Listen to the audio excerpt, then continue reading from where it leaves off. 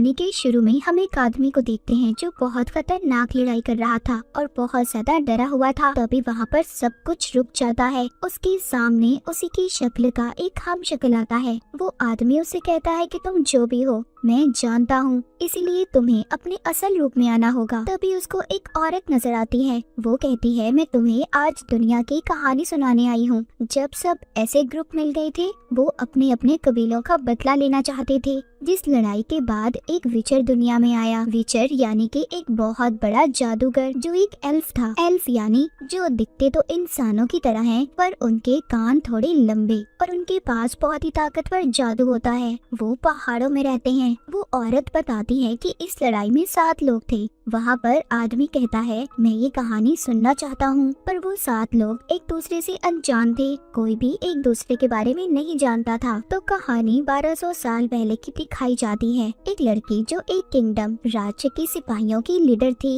इसका नाम एली था, लेकिन उसको लड़ने का कोई भी शौक नहीं था। वो तो सिंगर बनना चाहती थी, इसीलिए ये अपने कबीले को छोड़ देती है और एक गाँव के बार में जाकर गाना गाने लगी थी। तभी उधर एक आदमी बैठा था। वहाँ पर जो बार के मालिक की बेटी थी, जब उसको पानी दे रही होती है, वो उसके साथ बदतमीजी करता है। लेकिन तभी एली उधर अपने नोकीले ब्लेड फेंककर उन आदमियों को जख्मी कर देती है। उसने बार के मालिक की बेटी को तो बचा लिया था। बच्ची पूछती है कि तुम लड़ना कैसे जानती हो? एली बताती है कि मैं अपने कबीले के सिपाहियों की लीडर हूँ। वो बच्ची कहती है फिर तो तुम्हें अपने कबीले के साथ होना चाहिए था, तुम यहाँ पर क्या कर रही हो? इसके बाद हम कुछ लोगों को देखते हैं जिन्होंने अपने राज्य पर हमला कर दिया था। उस राज्य की हिफाजत एक कबीला किया करता था, जिनका लीडर फजेल नाम का एक आदमी था। वो सबको बचा लेता है और वहाँ की राजकुमारी को भी। अब क्योंकि फजेल ने राजकुमारी को बचाया था, राजकुमारी उससे प्यार करने लगी थी। मगर इस बात का पता फजेल के डैड को लग जाता है, क्योंकि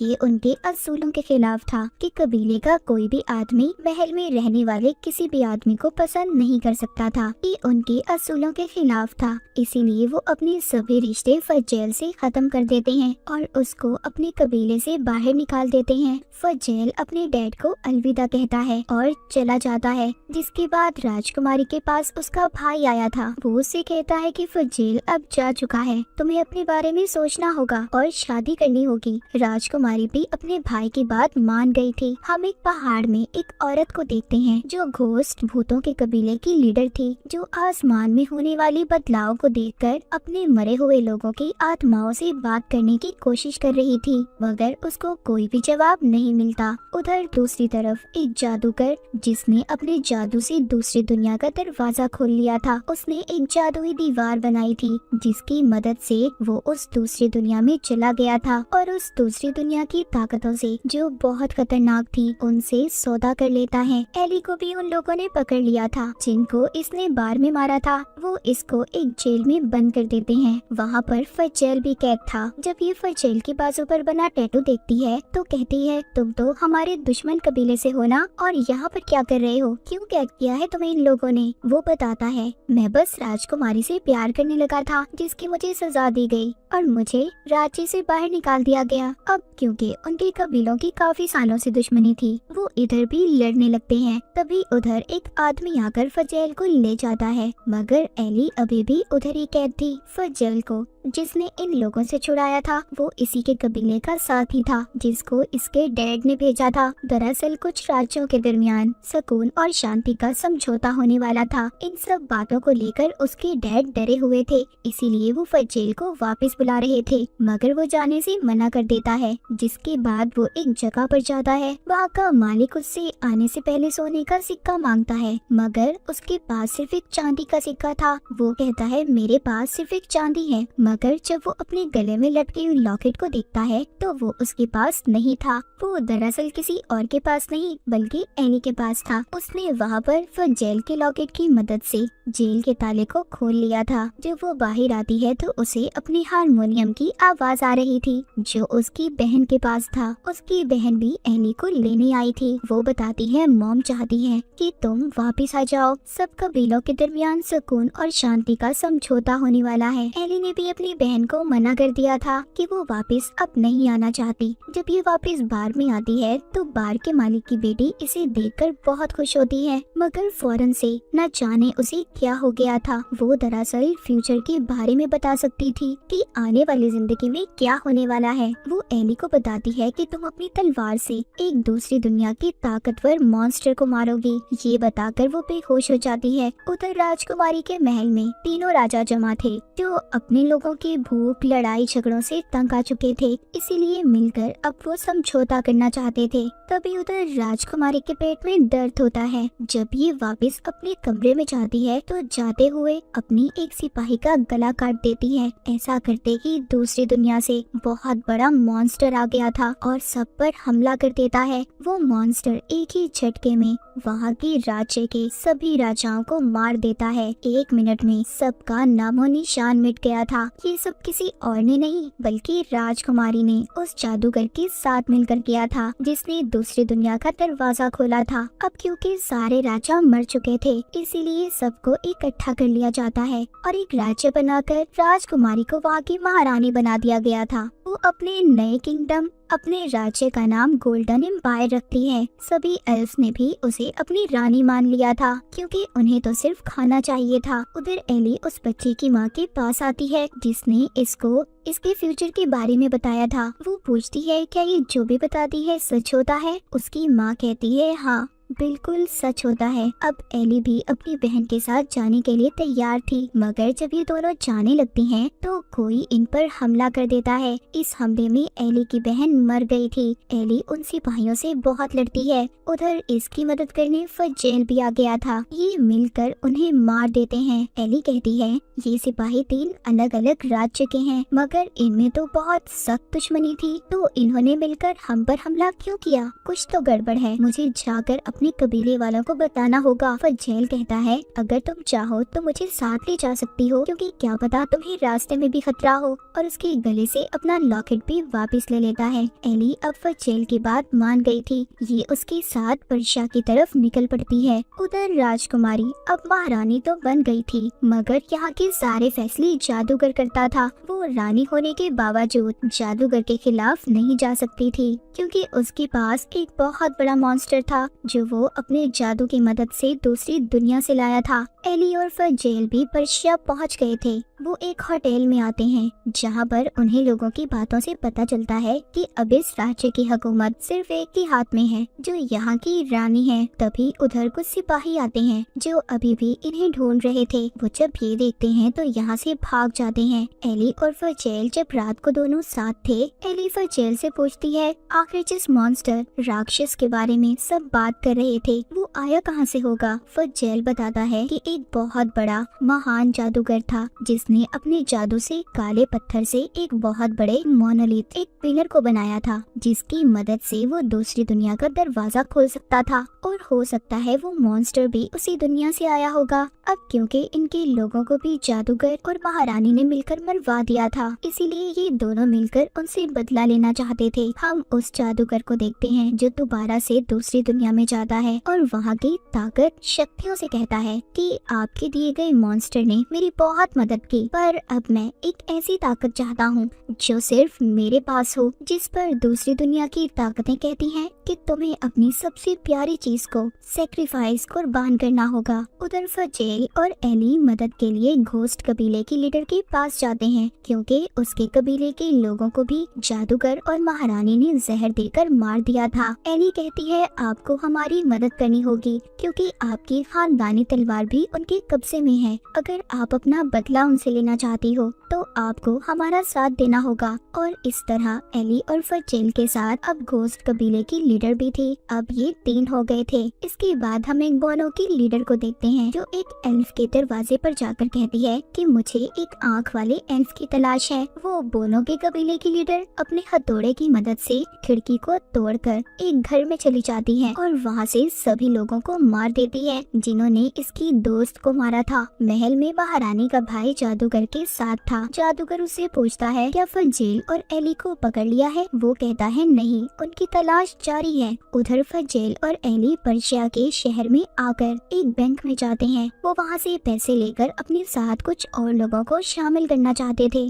क्योंकि जादूगर से लड़ना कोई आसान बात नहीं थी। जब वो उस बैंक के अंदर जाते हैं तो कुछ सिपाही आकर उन्हें घेर लेते हैं। बैंक का मैनेजर तो एक सुरंग के रास्ते से वहाँ से भाग गया था। अब ये उन सिपाहियों से मुकाबला करते हैं, मगर वो सिपाही इन सब को बंद करके बाहर से आग लगा देते हैं। ये भी अब उसी सुरंग से बाहर जाते हैं जहाँ से मैनेजर भागा था। उधर महल में एक एल्फ महारानी पर हमला कर देता है, मगर सही वक्त पर उसका एक जादू का स्टूडेंट उसे बचा लेता है। महारानी उससे पूछती है कि उसने मुझ पर हमला क्यों किया। वो कहता है कि आपके राज्य के लोग भूख से मर रहे हैं, उनके हालात बहुत खराब हैं। जादूगर उनको कुछ भी नहीं देता, इसीलिए आपको मारकर वो अपना बदला पूरा करना चाहते हैं। अब वो उस स्टूडेंट से कहती है कि तुम्हें मेरा साथ देना होगा। मैं जानती हूँ कि जादूगर और मेरा भाई अपना काम पूरा होने पर मुझे मार देंगे, इसीलिए तुम्हें मेरे लिए जादूगर की जादुई किताब को चुराना होगा,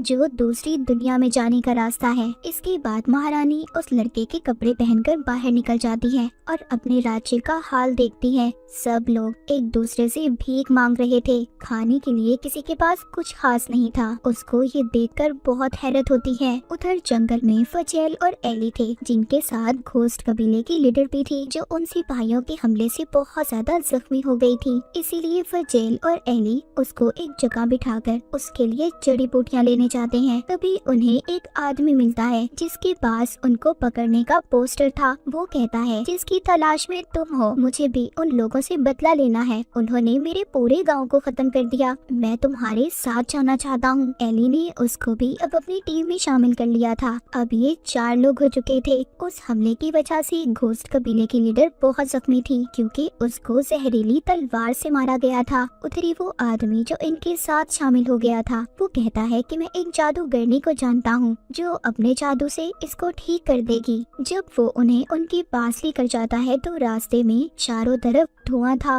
वो कहता है, देखो इस धुएं में तुम्हें अगर कुछ भी नजर आए तो रुकना मत, बस चलते रहना। इन सबको अपनी जिंदगी में होने वाले खतरनाक हादसे नजर आ रहे थे, मगर ये उधर पहुंच गए थे जहाँ पर एक जादूगरनी थी, जो उस जादूगर की बहन थी, जिसकी किताब को चुराकर बड़ा जादूगर दूसरी दुनिया में गया था। उधर महल में जादूगर अपने बच्चों को दूसरी दुनिया में ले गया था, ताकि उनको कुर्बान कर सके और शक्तियाँ हासिल करके एक महान जादूगर बन जाए। मगर वहाँ की शक्तियाँ ताकतें उसे कहती हैं कि इस चीज का कोई फायदा नहीं, तुम्हें अपनी सबसे प्यारी चीज को कुर्बान करना होगा, उस इंसान की जान देनी होगी जिसको तुम दिल से मानते हो। इस बात पर जादूगर को गुस्सा आ गया था। उधर जंगल में जादूगरनी घोस्ट कबीले की लीडर को अपने घर ले जाकर जादू से ठीक कर देती है। यहाँ पर उसका भाई भी था। वो फजेल को बताता है कि मेरा बचपन से ख्वाब था कि मैं दूसरी दुनिया में जाऊँ, मगर जब मैंने अपने जादू से दूसरी दुनिया का दरवाजा खोला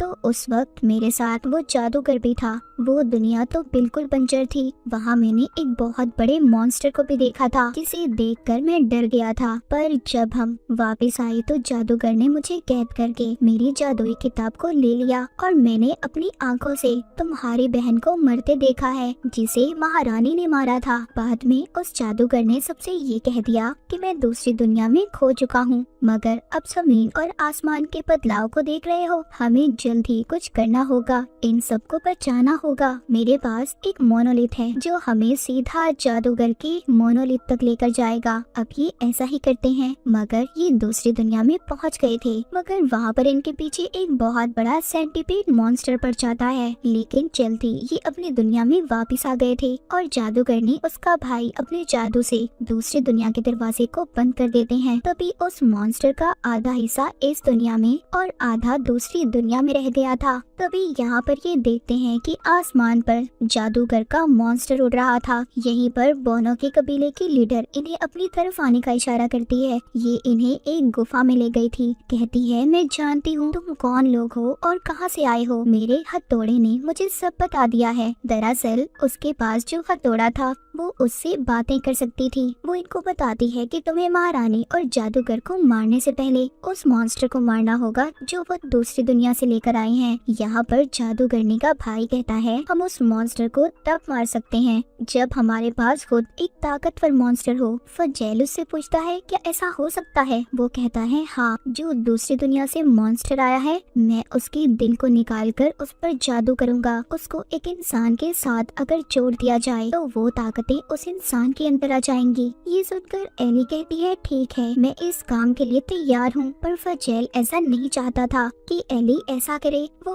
उसको मना कर रहा था। उधर महल में उस स्टूडेंट ने जादुई किताब को चुरा लिया था, मगर जादूगर उसे ऐसा करते देख लेता है और उस पर अपने जादू से हमला कर देता है। लेकिन जब वो ऐसा कर रहा था तभी उधर महारानी और उसका भाई आ गया था, जिन्होंने जादूगर की बेटी को पकड़ा हुआ था। वो उस स्टूडेंट को छोड़ने की धमकी देते हैं। इधर जंगल में एली और फजेल दोनों साथ थे। वो अब एक दूसरे को पसंद करने लगे थे। जब सुबह होती है तो एली किसी के चीखने की आवाजें सुनती है। वो गुफा के अंदर जाकर देखती है तो फजेल ने उस दवा को पी लिया था जिसको एली खुद पीकर मॉन्स्टर से जुड़ने वाली थी। फजेल बहुत ज्यादा तड़प रहा था पर जादूगरनी का भाई उसको दवा पिलाकर तैयार करता है। महल में महारानी ने जब जादूगर को कैद कर दिया था और उसकी जादुई किताब को चुराकर दूसरी दुनिया में जाना चाहती थी ताकि अपने राज्य के लोगों के लिए अनाज ला सके, पर वो स्टूडेंट जो किताब को पढ़कर जादू कर रहा था उससे दरवाजा नहीं खुल पाता।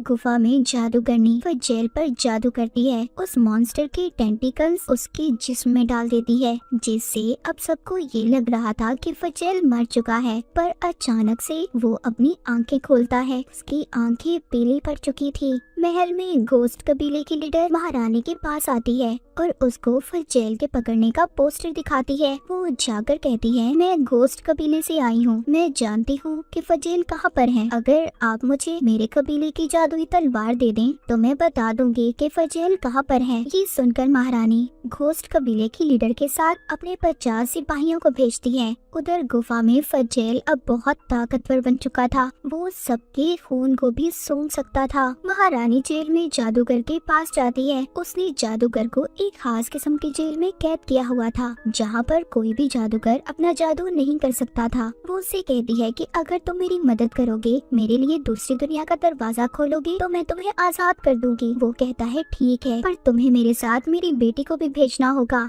उधर जब फजेल और एली महल की तरफ बढ़ रहे थे तभी उधर घोस्ट कबीले की लीडर महारानी के भेजे सिपाहियों के साथ आ जाती है, जिसे देखकर एली को ऐसा लग रहा था कि इसने इन्हें धोखा दिया है। पर तभी उधर कुछ दूसरे सिपाही आकर इन्हें मार देते हैं। अब ये सभी उन सिपाहियों के कपड़े पहनकर महल में आ गए थे। वो सभी फजेल को बंदी बनाकर महल में ले आए थे। इधर ही महल में जादूगर दूसरी दुनिया का दरवाजा खोल रहा था। उसके साथ ही रानी अपने भाई और अपने कुछ सिपाहियों को भेजती है ताकि ये उधर से अनाज ला सके, क्योंकि जादूगर ने कहा था कि दूसरी दुनिया में बहुत सारा अनाज है, बहुत सारा खाना है। लेकिन यहाँ पर आकर जादूगर अपनी बेटी को मार देता है। उसने उसकी कुर्बानी दे दी थी और उन सिपाहियों को भी जो महारानी ने भेजे थे उन्हें भी मार देता है। बाहर रानी के पास घोस्ट कबीले की लीडर फजेल को लेकर आती है। वो उससे पूछती है एली कहाँ है, एली का क्या हुआ? वो कहती है उसे तो मैंने मार दिया था। घोस्ट कबीले की लीडर कहती है कि अब आप मुझे मेरी जादुई तलवार वापस कर दें।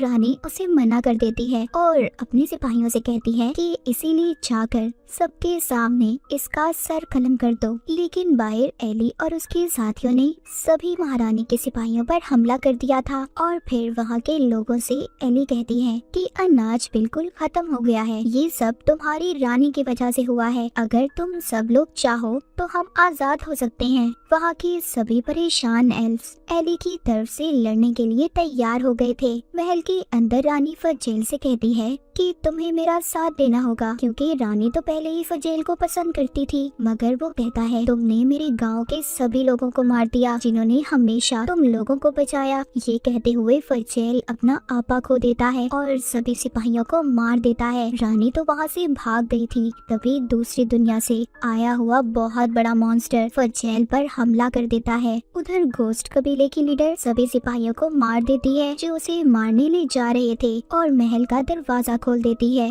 बाहर से सभी एल्फ्स लड़ने के लिए तैयार थे। एली बाहर रानी के पास आती है और उससे कहती है, तुमने जादूगर के साथ मिलकर ऐसा क्यों किया? वो कहती है, मैं तो सिर्फ अपने राज्य के लोगों को बचाना चाहती थी। एली उससे कहती है, तुम एक बेवकूफ रानी हो, इससे ज्यादा कुछ नहीं, और उसके पेट में चाकू मार देती है। रानी अब जख्मी हो चुकी थी। वो अपनी कुर्सी पर जाकर बैठ जाती है। जब वहाँ पर उसके राज्य के लोग उसे मारने आए थे तो वो अपने पेट से चाकू निकालती है और मर जाती है। जादूगर भी दूसरी दुनिया से वापस आ चुका था, जिसके पास अब बहुत ज्यादा ताकत थी। वो जादूगरनी और उसके भाई पर हमला कर देता है। उधर बहुत बड़ा मॉन्स्टर फजेल को मारने की कोशिश कर रहा था, लेकिन एली उधर आकर अपने चाकू से उस मॉन्स्टर की आंख पर हमला कर देती है, जिससे उसकी आंख जख्मी हो गई थी। जिसके बाद वो मॉन्स्टर एली पर हमला करता है और आसमान की तरफ भाग जाता है। एली को फजेल जब जख्मी देखता है तो खुद कंट्रोल से बाहर हो गया था और खुद भी मॉन्स्टर बन जाता है। वो एक बहुत बड़ा ताकतवर मॉन्स्टर बन चुका था। वो बहुत बड़ी तलवार उस मॉन्स्टर की तरफ फेंकता है, जिससे वो मॉन्स्टर मर जाता है। पर उसे मारने के बाद अब फजेल अपने ही लोगों को मार रहा था। एली उसके पास जाती है, उसे गाना सुनाती है, जिससे वो थोड़ा सा शांत हो गया था, और फिर उसे गले लगाकर उसको चाकू मार देती है, क्योंकि फजेल अब उनके लिए खतरा बन चुका था। उधर जादूगर जो अभी भी जिंदा था, जादूगरनी का भाई कहता है कि हमें इस जादूगर को इसकी ताकत का इस्तेमाल करके इसे मारना होगा। जादूगरनी अपने जादू का इस्तेमाल करती है। वो अपने भाई और जादूगर दोनों को मोनोलिथ के साथ बांध देती है और उसको तोड़ देती है, जिससे उसका भाई और जादूगर दोनों मर गए थे। पर उस मोनोलिथ के टूटने से सभी दुनियाओं के दरवाजे खुल गए थे। सब कुछ बदल चुका था। एल्फ्स की दुनिया में इंसान भी आ गए थे। सब कुछ पहले जैसा नहीं रहा था। फिर से नई दुनिया बन गई थी। इसके बाद हम कहानी में 6 महीने बाद का सीन देखते हैं। अब इस दुनिया में मॉन्स्टर भी आ चुके थे। एली भी फजेल के बच्चे की माँ बनने वाली थी। उस बच्चे में एल्फ और मॉन्स्टर दोनों का खून था और यहाँ से शुरू हुई थी गेराल्ट की कहानी। अब ये कहानी जो वो आदमी सुन रहा था उसने सारी लिख ली थी। बाद में वो उस औरत से सवाल करता है, मगर वो तो गायब हो चुकी थी। तो ये थी उन 7 लोगों की कहानी जिन्होंने अपने कबीलों को बचाने के लिए ये सब किया। और इसी के साथ इस सीजन की कहानी यहीं पर खत्म